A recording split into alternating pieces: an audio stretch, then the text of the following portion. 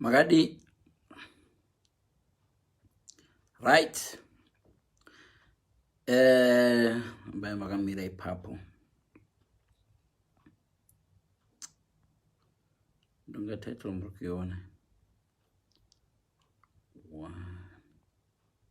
Panama groups and roof on block. Danger block my groups. Pandisinga do live yangu iwire. Tangana block my groups, so you have to forgive me, but I won't be long. I got one day my group session. Apana zwabo reason and they blocker. Si askuni mama groups in. Asinga fan rukwana fresh information from me. Nukta ndina kama na my groups session. So ndino block my groups. So give me time dunga. Ndo share kuma pages angu. Ndina pages angu akanzi handle yon. And ndino share stuff yangu. Deda ti ishike kukwe refresh. Kuna angu ma groups ndo so share zwangu later. Sandrumbo tanga nda block. So tichaka dero tichaka mirror block ama groups. Dombo tsana ngurati I live here. Ino live ndeku betsera munhu anenge aita scandal. Paita scandal senge dzakaitika mazuva pfuura how to recover from a scandal yakaita senge yamadeko recent scandal. It's not easy. And it's not always the case of uchava successful. Ingava company yako, chingavachi, there's a way, and it's advisor kuti nasindombo taura singabati kumeso vanatanzi kokubata kumeso chi kuzvipukuta kumeso chi sangana ndine mabore nasacha swera ripo handisi kuzobata kufesa nzi malife akonoita uchibata kuzvibata kumeso mwakati kudada mwakati kudi, and I don't even notice that. Zvongoro ameno zvazviri kuita. Right. I hope Mr. Refine. I think that page will block my. Right. Magadi mese. Right. A scandal has happened. Everyone is talking about it on internet and this. First of all, first of all,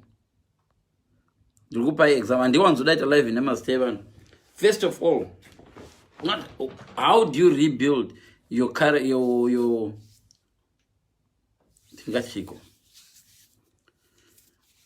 today company you've had a PR scandal. Don't make the problem worse by confirming the negative press coverage. Right? Number one, don't make the problem worse by confirming the negative press with a defensive posture. And can I buy the press yanyora pa scandal yako? Ikanyora zinu. Ziri negative. Zisiri chokwadi. Tombo tangane zisiri chokwadi. Kuna zimwe ziri negative ziri chokwadi. Yanyora ziri. Don't ever make the problem worse by confirming the negative press, which is a defensive posture. Kudakuba nayo. So, quiet the scandal. Regain control of the whole narrative, which shansama steps matatwe. Right? Waita scandal iwewe waitawa dini mafumurana pamwe mavile vinhu zveshu wandiwa wakashama taona pa internet tiri kuona ndiwe zveshu wari kutemwa nemurume womunhu. Right? Uruda kurecover. Maita chichi manetsana nai nepartner yako madi vanhu vese they're talking about you. Right? The best way to recover from this, admit your mistake openly. Can I it's alive, you go admit this. Guys, you know what? Nyande but say nine. Guys, sorry guys. Admit your mistakes, right? With concern for those affected. Oh, uchimention mav11 andakaburitsa murume wangu chi ndinozvakakanganisira vana vangu ndakakanganisirawo neni. Munhu anowanzoadmita kutadza kwake anobvisa vavengi vanosha. Unoziva vavengi vanoda munhu anoti handina kudero ini. Varevengi vanothriva pamunhu ari kuti handina kudero, vanodhiga moipo. Zvino vakati zveshuwa ndakakanganisira murume wangu, ndakangokanganiswa ndikangodini ndikaita mav11 murume uya ndakakanganisa. That way you're admitting your mistake openly. Uchimention that you are concerned about those affected, whether wakatadzira iye kana kuti vana vacho vari involved. Wadero manje, have a crisis plan that puts your reputation back over the funds. Rega kufunga kuda kuita competition kutsvaka mafunds kuti mafunds angu 2000 aimbouya kulive kwangu ndoda mawina first. No. Put reputation yako first over mafunds. If you're a company, put your reputation first over profit. Run a loss for the meantime being. Uchi build a reputation yako back. Reputation is more. Reputation ndio yanofanayo. Mafunds anokuti mangwana pakango yangu mnari better looking. Mafunds anoroba pass. Pango yangu mnari better, a more eloquent guy, and a more eloquent person, a more eloquent vanoku replacer. But reputation yako avaende nayo. So sacrifice reputation yako than mafunds. Paita scandal, everyone is talking about you. Pango yoyo. Quickly have a crisis plan. Crisis plan, build your own reputation back. Zvakafana kuti imba ikadhirika. Kana imba yadhiriziwa, rega kuconcentrate pamasofa pamasofa kuti masofa rumba chanyorova. Yakadhiriziwa. Concentrate pakudoisa roof. Ukatora zvisaga uchinovhara masofa remumba instead of constructing roof back again. Pano imwe mvura inonaya futi, zvisaga zvacho zvichanaiwa pamusoro pemasofa ipapo, mukaita flooding. So concentrate pakubuilda padhirika pacho. Kana zvadoramba builda imwe imba paside. Vanhu vari busy kuti une imba yakadhirika, imba yakadhirika, vona wakutomova zvinhu kuenda muimba iri better. That's how you should look at it. Waita scandal, vanhu vese social media inokangamwa but haikangamwa. So you can't fight social media. It's tsunami. Kana yauya tsunami, kutongomirira ingoita calm down. Tsunami haigari forever, but inogona kutora longer. Regai chitongoerera mvura iinde kugungwa. Zvaenda nazvo. Iwe consider rebuilding neku avoid another tsunami, which may mean kutotama chaiko. Kutama kubva pamusha unogarayo. Because tsunami kadarika nepo ichadzoka after rimwe gore. Maybe kuvazukuru vako kana tiwo chiri mpenyu. So have a crisis plan that puts your reputation over profit. Puts your reputation first before mafunds. Mafunds angu ndazoaluza. Right? Keep listening to social media. Kana waita crisis, rega kuya uzoita malive, but gara uri pa internet. Uchiverenga wakawanda. So listen to social media coverage. Respond appropriately. Panonida ku respondeo. Pasi pamwe rega zvako pakadero. Remember, you can only stand your ground. Kana paine ground racho. Don't try to stand ground pasina ground. You can only stand ground where you can find ground to stand on. Wananoita stand your ground ripadziwa unonyora futi. Unogona kunyora kakawanda. So gara pa internet uchiverenga zviri kutogwa nama usingarespondi, usingaratidze vanhu kuti uri kuresponda to that. Because zvimwe zvinhu zvinoiswa pa internet kukudena. Liona neta ake imwe live achikudena nemaune kuti anenge afuranga kuti chimunhu ndambo chituka nezvachakaita izvi. Orega ndichidene. Onyora something kuti wogoti munandinyora munandiziya. You've bought into that. So what you need to do is to make sure that you read zviri pa social. Kuitira tugara uchiziya kuti muri papi pa level. Tsunami ya papi. There's no harm in kudongora kuti tsunami andakasiya ichitora zvinhu panze. Ichiriko wombodzoka mako without going ukaenda panze udanona tsunami iriko kuchinayo inoyeka kutora imwe tsunami number 2. So usaenda panze, dongorera, read social media vari kuti kudii, nhasi vari kuti kudii, nezuro vainditi ndakadai nemurume wangu, nezuro vaiti read, asi usabuda panze, dongorera uchingoona kuti tsunami iri kudii, social media iri kuti kudii, uchiinda pamainternet uchidi zvanyogwa YouTube uchini. There's no harm in doing that. It keeps you updated, but usabuda newe netsoka unobona pane tsunami iyo tsunami inoti uyo munhu hande naye boom. So yes, so admit your mistake the right way is very important. Ndo yandangeri point number 1. Bvuma kuti waita mistake. Ukaona munhu anokupenalize for doing a mistake, haasi munhu, because munhu wese anoita ma mistakes. Ukabvuma mistake yako munhu anotanga kuzvianalyze, but this could be me tomorrow. Ndogona ndosezve tomorrow. So that way waratidza vari kukubhula, uri kuvaratidza nemunyati kuti nemu hamusi perfect, but usingava kudzi direct. Admit even pamupanoona kuti hausiwo ungori wrong. Ukaita sengori wrong, unobva utaona 2 or 3 rounds, no, you were not wrong. Wawana vanhu vari kukudefend. You know what I mean? Don't always defend yourself kana right. Apologize. Ndakakanganisa hangu kuuya painternet. Vanhu kuno vanhu no, internet is very wrong. We support you.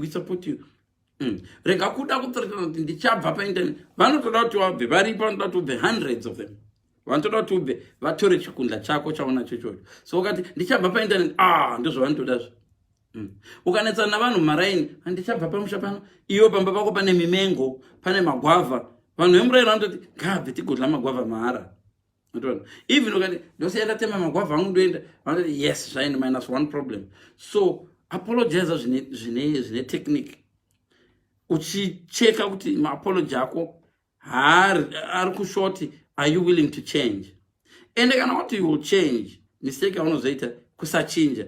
Vanhu vakaita senge vakanga scandal yako, wodzokoita same thing. You can't do same thing which expect a different result. Do pamunozorasika ipapo. Kana watoudza kuti I'm likely to change, change zvemashua. Right? So that will show that you've made an honest mistake and you're seeking to repair. And on to reinforce trust yevanhu. Scandal is your problem. The root cause is scandal. Maitikiro yakaita. Scandal inongori munzwa wazongwa ngori mundove. Problem haisi ndove. Nzwa yawe yakaita tsvina pamunzwa uri pasi. Munhu akazotsika ndove achifunga kuti indove anobva atsika akabayiwa nemunzwa. Saka musablema nzwa kuti hewe nzwa wakadya minzwa. No, sometimes nzwa hainatombodya munzwa. Yangoitira tsvina pane munzwa. Munhu akatsika ndove yenzova achingwa kuti inzwa inobva atsika munzwa. Akutuka. Saka uziva kuti munzwa wayo uri mundove here kana ndove chavinga chimwe chii apa.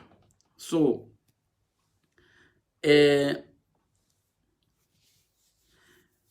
ziva kuti kana paita scandal, you will have to apologize somehow. You will have to apologize kuna somebody. Saka kana uchidoda dzidzira ku apologize.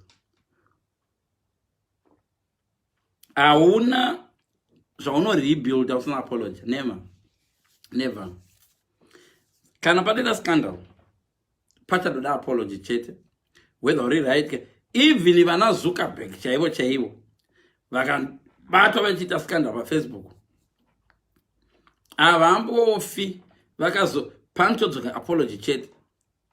You will have to find the practice kuti apology chete was saying, right? So waita scandal yako, vanhu vari kutaura nezvako, Zimbabwe yose iri kutaura nezvako, zvazodai zvakadai. Kana vanazuka vanhu vakuru vachiapologize, kuzotiwo isusu ana mbune. Listen, it's not just enough to apologize. Zvizive izvozvo. Apologize inopedza zvese. Timing of the message won't help unless message is actually carefully worded. And make sure in a genuinity. Mukati maya mena arondifonera. Mirani ngocheka ndiana arondifonera. Gozi mbudzi dzinondifonera. Was next thing, when watch phone and ripper live. I think watch at phone and ripper live. And the child, right? So, that's about apology. So, you've done a scandal, but everyone is talking about, this Zimbabwean person has that. Make sure you follow those steps, right? It doesn't. Man, it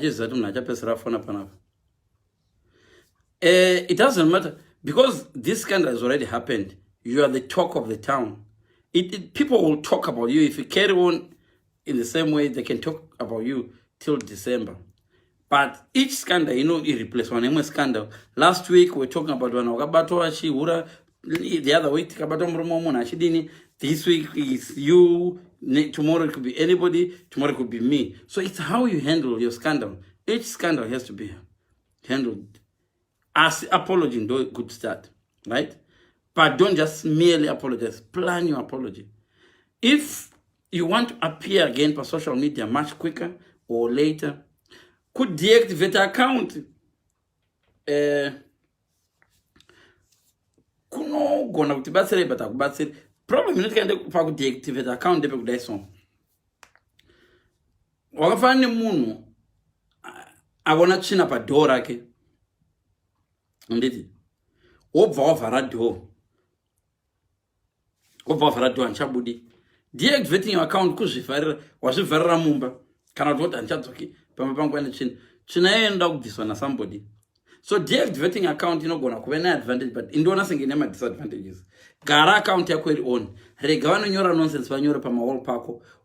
That way, you know who is on your side. You don't have to say anything, but keep your account on. Are you okay? Respond whenever ne value. Yeah, are you okay? Deactivating account, that one panic. My enemies are far out. No, it shouldn't be like that. Don't deactivate your account. My big companies are United Airlines, my headlines are a scandal. No, you try to thrive. Try to find a way. The quickest way to solve the gap. If I were in that situation, it's not easy. You know what? Scandal. Let's unite for the sake of this scandal. What V11, V11, hug, kiss, mobudi kwa mchijika mese, mchiraza mruwana high five. Betera moso tukana nyupambira. But mauzi yama tukana rano manje. This time mcha tukana mchisana pa internet. Tombo betera. It has something positive. Pesa pa scandal. Panda umboni kwa very positive. Zishoma, very positive. Muskandal imomo. Tuwaona vari tu vachifambidzana vanhu vakatuka. Unozara vanhu vakarovana nezuro vakafuma makusena vachifamba vese ka. Vanhu vanotanga kuzviblema asi takafuliwa kai. Asi vachitamba game kai. Asi skit kai. Aiwe vanhu vangachiwira. Ona vatofuma. Zvinotobetsera. Go wonder. Communicate in private. Shamara zvatakaita zvatakaona tazvifumura. Millions of Zimbabweans are watching me. We are telling. Sometimes method you gonna stand we are telling. Boom, banachiti yes, rukuvenga naona murukuto jam restaurant mese. Oh, yes, true celebrate birthday remana wedu. Yeah, hi, hug. You don't have to sleep together. But pie image go now, we are bigger than this scandal. Soon, vanotanga vangawachi two side running, vapshaya side. So ndimwe wandikati crisis plan that puts your reputation back out of all kutsamwa kweve ko zvanodoriwo munhu nai antonzwisisa antoona. But if you decide to monitor the situation, don't go offline but monitor the situation. Just stay there on a crisis plan yako, monitor the situation, keep checking the internet, which try to identify my reliable checkpoints, identify your my enemies, my newspapers are kunyora bad about you, which very nice and slowly. Unozoziva avoid the next time scandal temporary imbogare. It's you who's gonna make it permanent. But scandal imbogare. Kuchava yemwe scandal. Pamomangwana kune bigger scandal than this one. Vana vatanukanga but iwechiziya manje kuti vanga vachipusha ndevava ruti ndio yakafamba netsunami apo pakati pematombo apo ndo paidarika nemvura yakawanda. Hauchavaki ipapo next time. Tsunami kana yabuya yakaitika kunyanga uko. People who know now that pa road tsunami. Next time we are not building here. Siya zvakade. Ndo zvakaita pa evolution. Vanhu evolution yakaitika so. Our ancestors didn't know nothing. They had to learn the hard way. This is dangerous. Don't eat this. This type of snake, I bought you butter something. They will learn.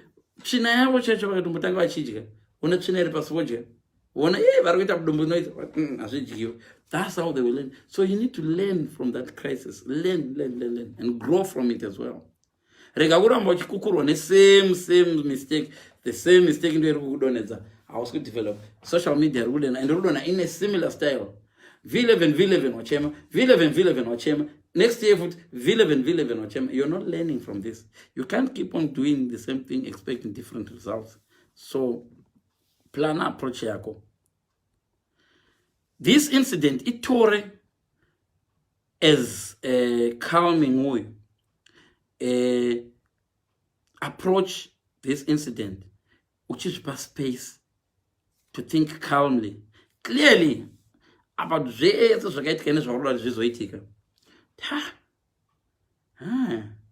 munhu wese anotoskanda anotoziva but pandakaraskande papa deni ndakanga ndisina kudai paya deni ndakanga ndisina kudai, and learn from it. Rega kukanganwa chazuro nehope. Vamwe vanokanga vati vagara nezuro takazodai nokungoti varara nhasi wokanganwa back to square one. So be very, very careful, right? The reason that it's very important to listen to social media coverage. When you have a scandal, don't deactivate your account. Listen to what people are saying. Go to my website, ghost account if possible. Listen to media coverage. Sometimes you can actually contribute in a ghost account. No, but I think because wasi account yako, you'll see your real friends. Oh, kuna wamwe vanhu unofunga kuti enemies ako vanotokumiririra iwe usingaziye kuti mfeso ndaimuvenga unozandatovenga mfeso zvaari kutondimirira. Your real friends stand by you disaster. Vanhu chacho vaunoda vanhu vokuti ukaenda disaster, they'll stand by you. Idzi shamwari dzekuti dzinongokuda une mari dzisiyana nadzo idzi.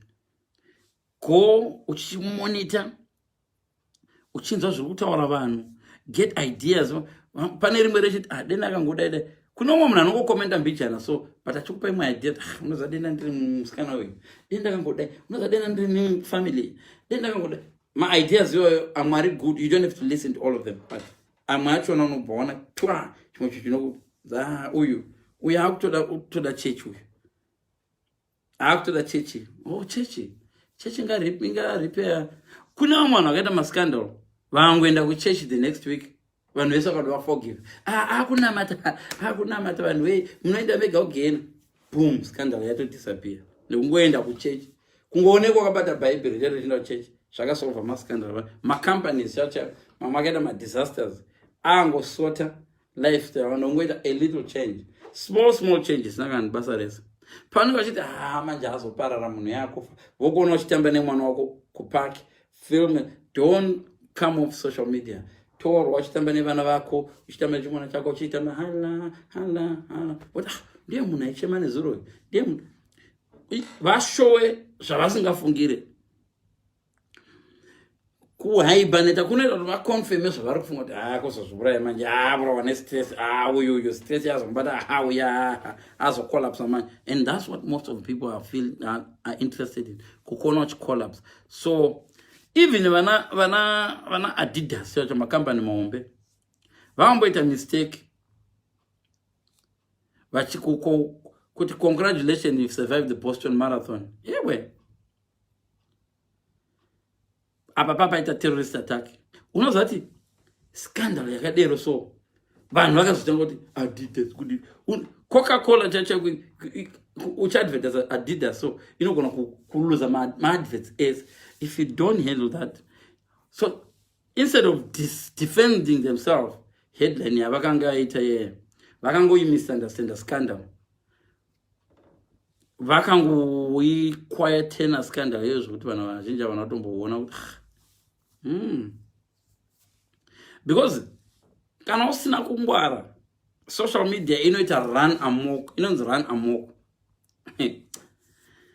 You need to watch what social media is doing, and painenge ichida kuchema uchiuya uchiita correct narrative but isiri defensive nokuti kune rimwe rinonyora rakacheyamisa rakadai so richicheyamisa nyaya so zvokuti paunozosarawo zvino zveunblocka uchibva painternet unoona kwakanyogwa imwe scandal last week yakaconvinsa vanhu 50,000 iwanga uchingoti une vanhu so usabva painternet. That's me, hangu ina handingabvi. So kana pane vanoda kunzi sorry, vanoda kudzorerawo kana iri scandal yebusiness kuti vakomana makeke andakakuitira yanga akavora but vanoda kundivaitire mamwe mahara weandikuitire mahara. That was kune side rake right now. But the best advice andakudza ndeyekuti lean on your credibility. Lean on your credibility iwewe man. When a scandal happens, be yourself. Pakata scandal mira or the only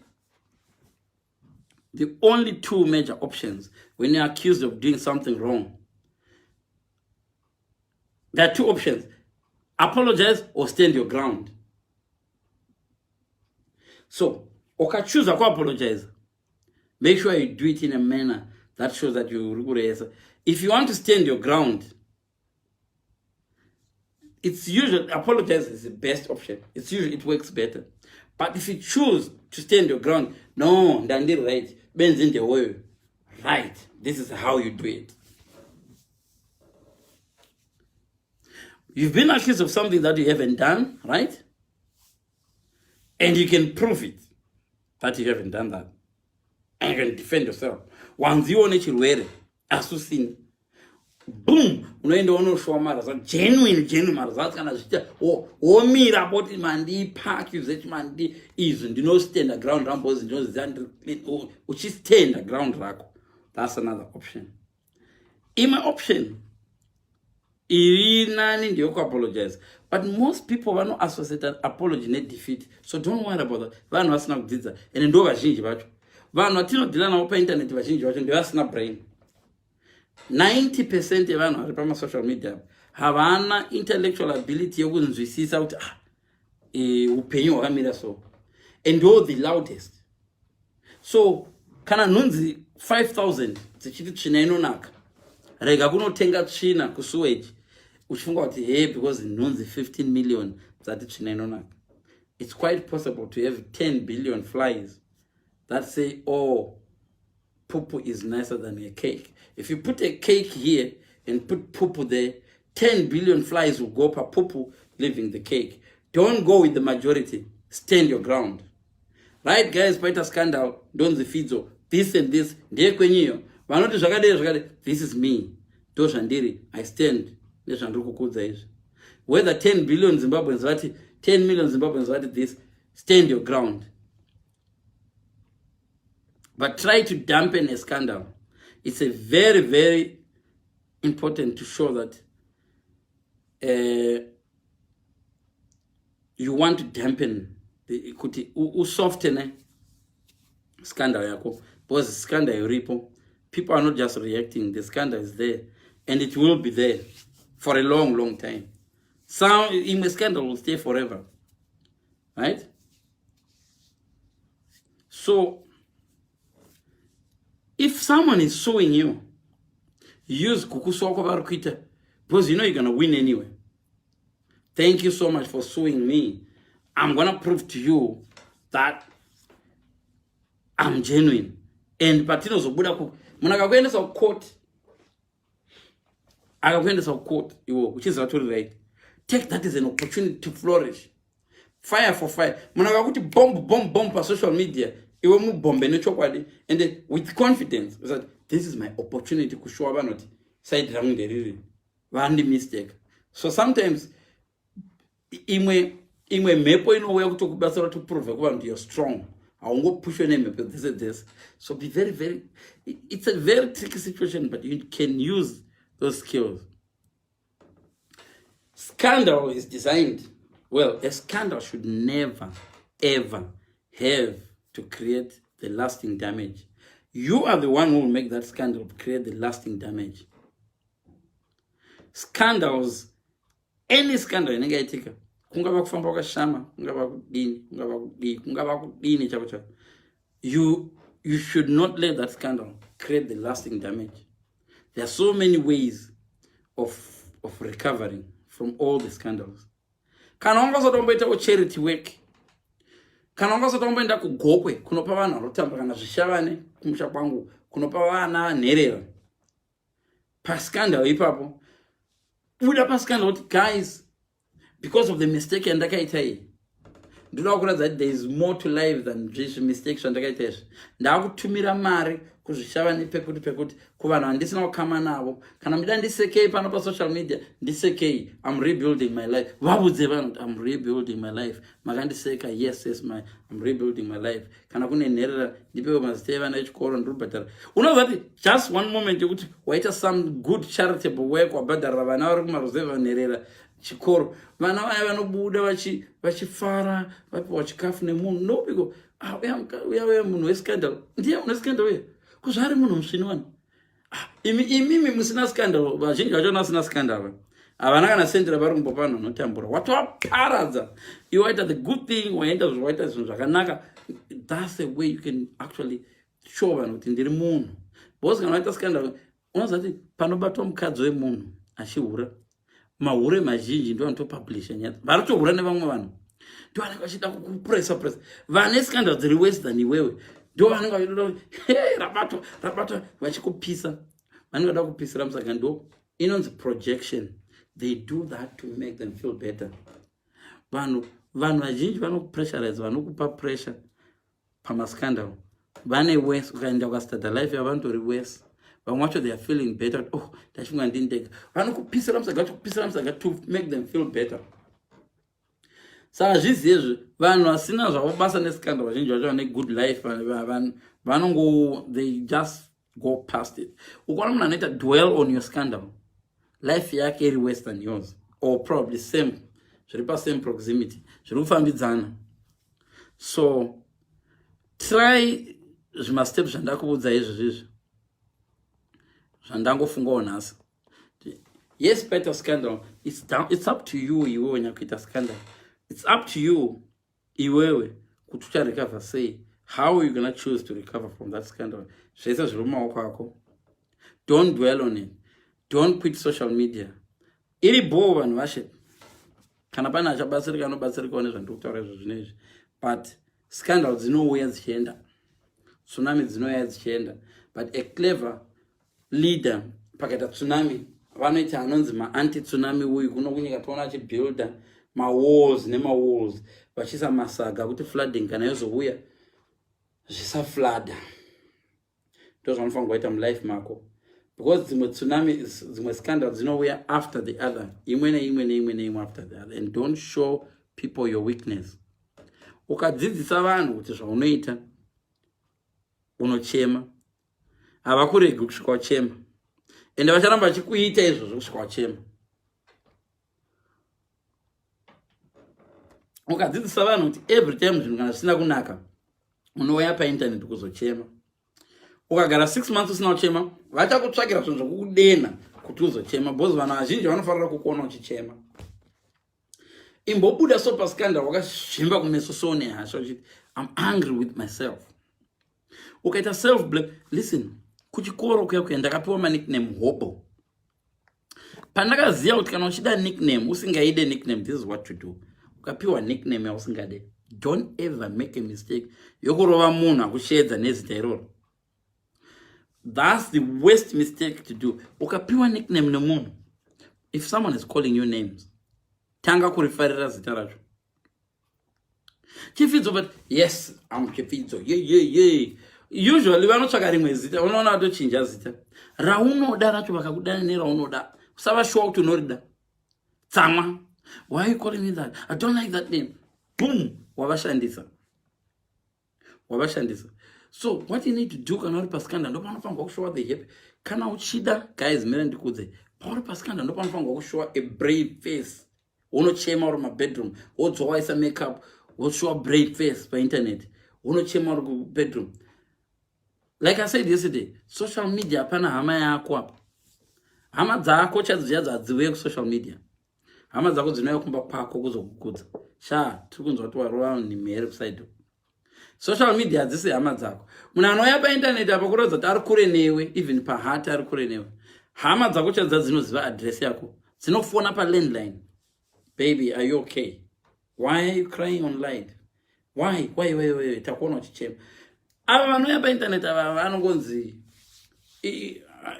vanongozvi masandarira egungwa. Chikepe chikaona chikasundiwa, so chichisundiwa nemasandarira chivonga kuti these are my friends. Masandarira achienda achida these are my friends. Suddenly mhepo yakuenda masandarira yakutanga kuti chikepe chindipusha kabhezi ndanda kusvika. Iyo masandarira akutoenda opposite direction.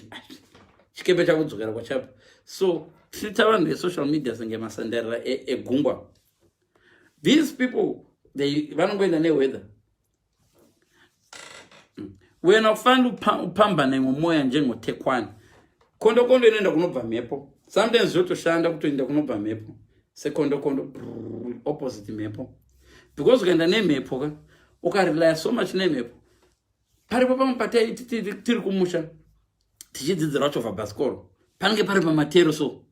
Wafunga ndiri kuchovha. Ndakapenga. Parozoda kunokwira makata so. Ndopanozona kuti twaba masi Mwari nai makandiwa asi Mwari panoda effort. So dzimwe nguva ukaenda nekunoenda mhepo unogona kufloka uchifunga kuti vanhu vaneni. Paunoita scandal ndopaunoona kuti okay vangu ndevapi chaivo. Some people vakaita famous nokuda kwescandal. Bad publicity. Hakuna chinonzi bad publicity. Bad publicity yakaita vamwe vanhu famous. Kune vamwe vanhu vakaita famous nokuabuswa chaiko vakapedzisira vatu angoita scandal painternet kuti ndinyengeiwo vanhu vakamubomba tomorrow morning akapiwa contract suddenly ava celebrity. Umwe munhu akaitwa famous nemunhu aimubhula. Methuselah, my song here, someone was trying to bully me. Someone picked that song trying to laugh at me and I don't blame them. That song is funny and it's funny and stupid, but it's got a message. So this somebody tried to make my song. He tried to belittle me in a song here. Boom, 2, 3, 4, 5, boom, chipfidzo, hoyo pfidzo, ndanda kusainiswa maautograph. Pfidzo sign up and wakaimba Methuselah. Never way. Methuselah ndakaimba 20 years ago mukairega mukaignore. Kuya nhasi wai. But andauramba usaina, ndanda kusainwa maautograph. Chisvika pama-airport, ndombirotorwa picture nobva ndiri pabasa. Pfidzo, chichichi. Boom, munhu angachida kukupinza pasi anogona kusimudzira. So out of every scandal pane ka little uyu kekuti usurvive. Follow that little route.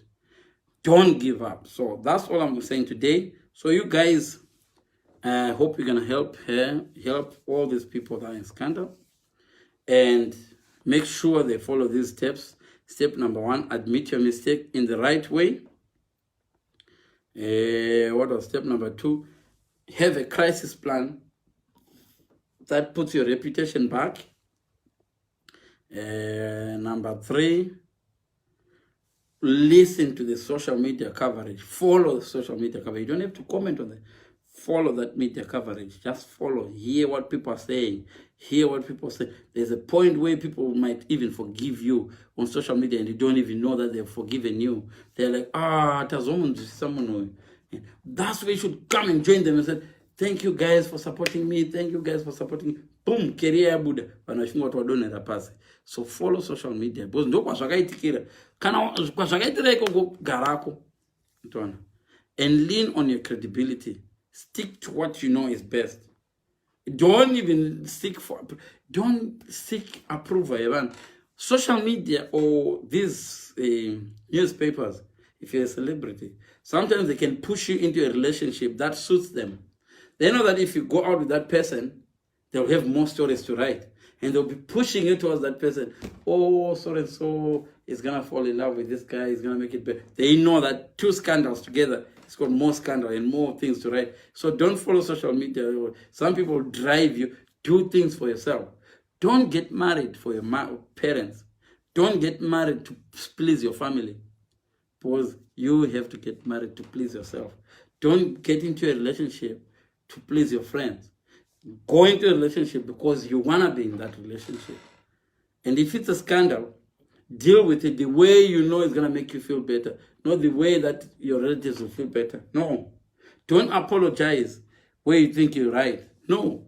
You only apologize when you know that it's your fault, or you know that there's a right way to get you back. But remember, no scandal should have a lasting damage in your life.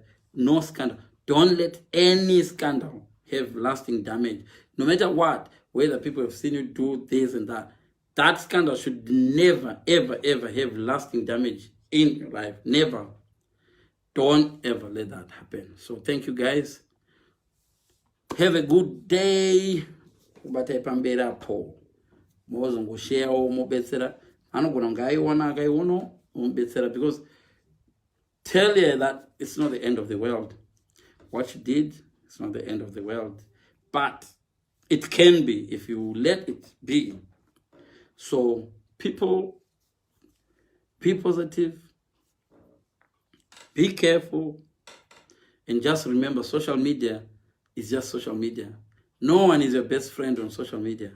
No one really cares. 80% of the people on social media are actually happy to see you suffer. 20% don't care whether you suffer or succeed. So 100%, no benefit. The best friend should be your family. The best friend should be your little kid. The best friend is that person you stay with. The person who, most of these guys are busy on social media supporting you. But when you die, they don't even come to your wall, say rest in peace. Some of them just say, oh, you died. Some of them don't even know if you unblock them. If you unblock somebody right now, if you block somebody right now, some people don't even notice. And yet, you are making decisions based on what they think. Don't be silly. Don't be silly. Don't make a decision based on what someone who means nothing to you thinks. Make a decision for yourself, your family, close relatives, your career, all that. Thank you so much, guys. I'll talk to you later, guys. Let me go football training. I need to train my little boy. Bye.